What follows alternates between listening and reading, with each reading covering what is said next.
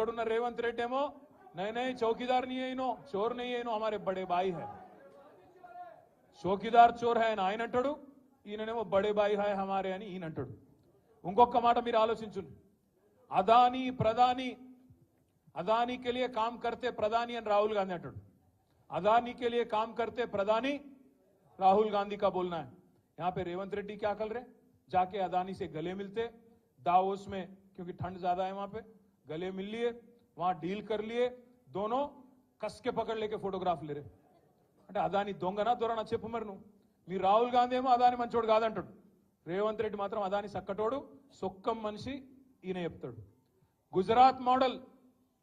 Gujarat model बेकार है fake है ये राहुल गांधी का बोलना है अब यहां पे हमारे छोटे भाई नरेंद्र मोदी के छोटे भाई रेवंत रेड्डी का बोलना है कि तेलंगाना को मैं गुजरात के रास्ते पे ले जाता हूं गुजरात मॉडल बनाता हूं ఇక్కడ ఈయన మాట్లాడుతాడు लिकर स्कैम कुछ नहीं है अरविंद केजरीवाल को अरेस्ट करना ना इंसाफ है ये अच्छी बात नहीं है అని राहुल गांधी अंटाడు ఇక్కడ రేవంత్ రెడ్డి ఏమంటాడు नहीं लिकर स्कैम है कविता को पकड़ना अच्छी बात है ఈయన అంటాడు కాంగ్రెస్ లోనే రాహుల్ గాంధీకి రేవంత్ రెడ్డికే ఒక శృతి లేదు ఈయన ఇయాల బీజేపీ పాట పాడుతున్నాడు ఇక్కడ ఉన్న ఆయన రేవంత్ రెడ్డి మీరు యాద పెట్టుకోండి ఇయాల రాసి పెట్టుకోండి పార్లమెంట్ ఎన్నిక తర్వాత ఈ రేవంత్ రెడ్డి అంటాడు ఎందుకంటే కాంగ్రెస్ గెలవది పీకది వాళ్ళతో ఏం కాదు దేశంలో ఊదు కాలది పీరు లేవది వాళ్ళతో ఏం కాదు 40 సీట్లు కూడా దాటే పరిస్థితి లేదు 40 సీట్లు దాటకపోతే వెంటనే జంప్ అయ్యే మొట్టమొదటి క్యాండిడేట్ ఈ దేశంలో ఎవడన్నా ఉన్నాడా అంటే ఈ రేవంత్ రెడ్డి మళ్ళా మొత్తం ముఠా కట్టుకొని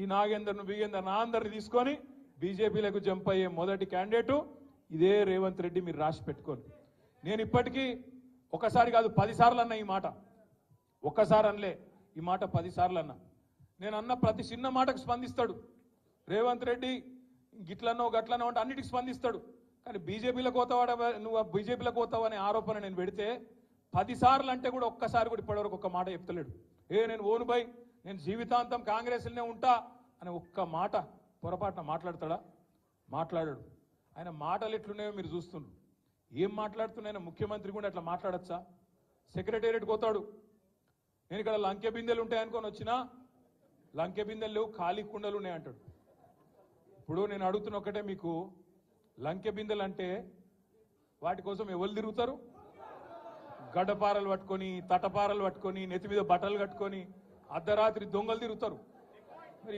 ఈయన ఎట్లా అయినా ఈయన ఏం చేస్తున్నా ఇదివరకు నాకు తెలియదు కానీ లంకె బిందెలు అంటాడు నిన్నగాక మొన్న ఆడ చూసిన మహబూబ్నగర్లో మాట్లాడుతాడు ఈయన ఏమంటాడు కొడుకుల్లారా పేగులు మెడలు వేసుకుంటా అంటాడు పేగులు మెడలు వేసుకుంటే రావులా నాకు అర్థం కాక అడుగుతా అరే నువ్వు ముఖ్యమంత్రివా లేకపోతే బోటి కొట్టేటోనువా పేగులు మెడలు వేసుకున్నాడు ఇది నాకు అర్థం కాదు పేగులు మెడలు వేసుకొని తిరుగుతారు ఎవడన్నా ముఖ్యమంత్రి ఇంత బేకారు మాటలు మాట్లాడతారా ముఖ్యమంత్రి స్థాయిలో ఇంకా అంటుండు జేబుల కత్తెర పెట్టుకొని తిరుగుతున్నా నేను అంటాడు జేబుల కత్తెర పెట్టుకొని ఎవడు తిరుగుతాడే పక్కా జేబు దొంగలు తిరుగుతారు గసంటోడు అయ్యా రేవంత్ రెడ్డి గారు జేబుల కత్తెర జర పైలం అటు ఇటు అయితే డేంజర్ ఉంటుంది సుమా చాలా డేంజర్ జాగ్రత్తగా పెట్టుకోండి ఎందుకంటున్నా అంటే ఈయన మన కర్మ మన ముఖ్యమంత్రి జేబుల కత్తెర పెట్టుకొని తిరుగుతా మెడల పేగులు వేసుకుంటా లంకె బిందెలు పెట్టుకొని గీవిడ అవే మన ముఖ్యమంత్రి రైతు బంధు ఈరా మగడ అంటే అది శాత కాదు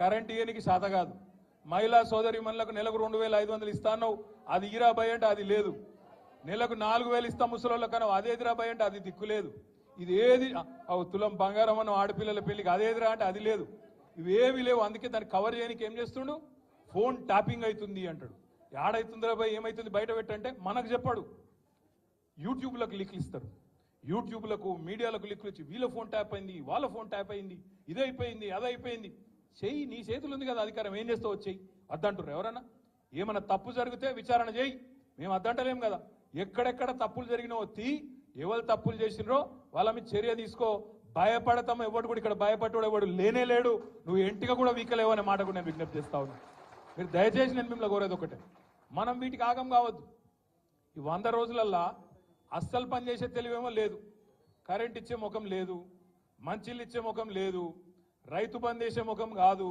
రైతులు చస్తుంటే రైతుల పొలాలు ఎండుతుంటే ఆయన పోయే తెలివి లేదు ఓదికు ఇసుక దందా ఓదికు రైస్ మిల్లర్లను పిలిచి బెదిరించుడు ఓదికు క్రషర్లను పిలిచి బెదిరించుడు ఓదికు బిల్డర్లను పిలిచి బెదిరించుడు, మాకు పార్లమెంట్ ఎన్నికలకు పైసలు కావాలి, ఢిల్లీకి కప్పం కట్టాలి అని 2000 కోట్లు ఇప్పటికే మెల్లగా జమ చేసుడు. ఆ జమ చేసుడు బయటికి రాకుండా ఏం చేయాలి? ఇగో ఫోన్ ట్యాపింగ్ అవుతుంది, ఇగో ఈ స్కామ్ అవుతుంది, గొర్రెల స్కామ్ అవుతుంది, బర్రెల స్కామ్ అవుతుంది అని టీవీలలో తిప్పాలి, మన నెత్తులని ఖరాబ్ చేయాలి. అసలు కథ ఏంది? కిందనేమో ఇసుక స్కామ్ లో ఒక మంత్రి దొరుకుతాడు, ఇంకో దగ్గర రైస్ మిల్లర్లు ఇంకో మంత్రి బెదిరిస్తాడు, ఇంకో దగ్గర క్రషర్ల మీద దాడులు చేసుకుంటా అక్కడ పైసలు వసూలు చేస్తారు, ఇక్కడ బిల్డర్ల మీద దాడులు చేసుకుంటా ఇక్కడ పైసలు వసూలు చేస్తారు. నేను అడుగుతున్నా రేవంత్ రెడ్డి, హైదరాబాద్ పరిధిలో ఇలా నువ్వే మున్సిపల్ మంత్రివి, నేను ఇదివరకు మొన్నటిదాకా నేను డిసెంబర్ దాకా నేను మంత్రిగా ఉంటి కాబట్టి నాకు తెలుసు డిపార్ట్మెంట్ లో ఏం జరుగుతుందో నాకు కూడా తెలుసు. ఇవాళ నేను అడుగుతున్నా, గత 3 నెలలుగా హైదరాబాద్ లో బిల్డింగ్ పర్మిషన్లు ఎందుకు వస్తలేవు? ఏ కారణం చేత బంద్ పెట్టినావు? బిల్డర్లను పిలిచి బెదిరించి మీరు పైసలు కడితేనే పర్మిషన్ ఇస్తా అంటున్న మాట వాస్తవం కాదా? ఢిల్లీకి 2500 కోట్లు నువ్వు సామంతరాజు కాబట్టి ఢిల్లీకి కప్పం కట్టాలి కాబట్టి ఇవాళ అక్కడ 2500 కోట్లు జమ చేసి కట్టిన మాట వాస్తవం కాదా? ఇవి దోపిడి సొమ్ము కాదా? ఇలా నువ్వు మాట్లాడతావు ఈ తప్పు జరిగింది ఆ తప్పు జరిగింది అని బోగస్ ముచ్చట్లు, కేసీఆర్ని తిట్టుడు, అడ్డమైన ఛానళ్లలో ప్రచారాలు చేసుడు, పబ్లిక్ దిమాక్ అంతా ఫిరాయించిపోయేటట్టు అడ్డమైన మాటలు మాట్లాడు, అసలు మాటలు మాట్లాడు. ఈ మధ్యలో మీరు తెలుసు హైదరాబాద్లో ఏం జరిగిందో పద్మారావు గారికి కూడా మన కేసీఆర్ గారు చెప్పినారు, గోపి గారు కూడా చెప్పినారు. హైదరాబాద్లో మనం ఉన్నప్పుడు 20,000 లీటర్లకు ఫ్రీ నీళ్ల కోసం 11.5 లక్షల మందికి దగ్గర 11.5 లక్షల కుటుంబాలకు 20,000 లీటర్లకు ఫ్రీ నీళ్లు ఇచ్చినాం. కానీ ఈ ప్రభుత్వం వచ్చినాక, కాంగ్రెస్ ప్రభుత్వం వచ్చినాక మొన్న దగ్గర 8 లక్షల కుటుంబాలకు కొత్తగా 1000 రూపాయల బిల్లులు పంపిస్తా ఉన్నారు బస్తీలలో. ఇయ్యాలి దాని మీద కొట్లాడవలసిన బాధ్యత మన మీదనే ఉన్నది అనే మాట నేను మీకు గుర్తు చేస్తా ఉన్నా, విజ్ఞప్తి చేస్తా ఉన్నా. అదేవిధంగా ఫ్రీ కరెంట్ అన్నారు, ఫ్రీ కరెంట్ 200 యూనిట్ల వరకు అన్నారు. మరి ఈరోజు ఏమైతుంది? ఇళ్లల్లా కిరాయినోళ్ళకేమో వర్తించది, ఓనర్కు మాత్రమే ఇస్తాం అని చెప్పి ఇలా కిరాయినోళ్లకు ఇయ్యకుండా అందరికి ఇస్తామని మొదలు చెప్పిండ్రు. మొదలేమో అందరికి అన్ని ఫ్రీ అన్నారు, ఇప్పుడేమో కొందరికే కొన్ని ఫ్రీ అంటాను. రేషన్ కార్డు అని కట్టింగు, ఇంకోటని కట్టింగు, ఇంకోటని కట్టింగు పెట్టి కటింగులు చేసే ప్రయత్నం చేస్తున్నారు. దీని మీద కూడా అడ్డుకోవాల్సిన బాధ్యత, పోరాడవలసిన బాధ్యత, ప్రజలకు చెప్పవలసిన బాధ్యత మన మీదనే ఉన్నది. ఇవాళ కాంగ్రెస్ వాళ్ళు నమ్ముకున్నదేమో పచ్చి అబద్ధాల ప్రచారాలను, హైదరాబాద్ లో ఉండే కొంతమంది టీవీ ఛానళ్లను అడ్డం పెట్టుకొని, యూట్యూబ్ ఛానళ్లను అడ్డం పెట్టుకొని దిమాగ్ ఖరాబ్ చేసే ప్రయత్నమేమో వాళ్ళు చేస్తాను.